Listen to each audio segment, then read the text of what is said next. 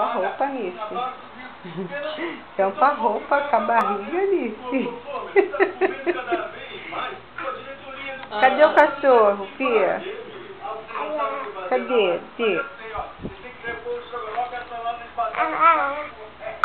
Pô, aqui não dá, meu. Como é que a gente vai fechar a boca desse cara? Alguém tem que ajudar a gente. Não quero estar sentada. Então deita. Toma, vovó. Ainda bem que você chegou, meu. Chega, fofona. Seus dias de excesso de calorias e gordura trans chegaram ao fim. Eu estou aqui para garantir sua alimentação balanceada. Não tem nenhum peixe no seu prato? Pô, mas a batata branca verde é o Palmeiras. O Palmeiras é porco. Aliás, não é porco. Passa aquele leitãozinho ali pra mim.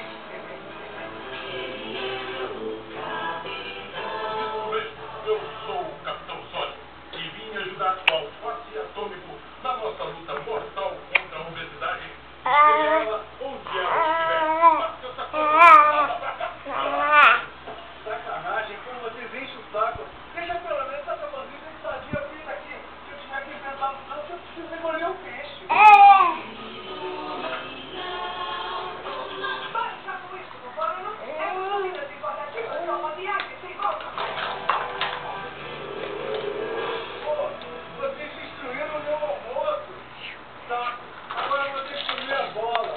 Joana. Joana.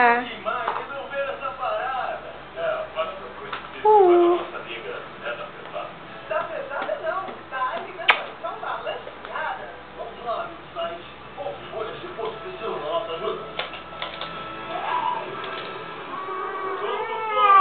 E vamos você resolveu parar de se empanturrar e voltar a comer a bola. Não é só uma bola não, tem um monte de bola aqui, ó. Mais o chantilly, a castanha e a calda de chocolate. Para não. A duas que é o meu tio ver, faz. Na barriga da mãe, faz. Caprichosos de vestibulares. Faz,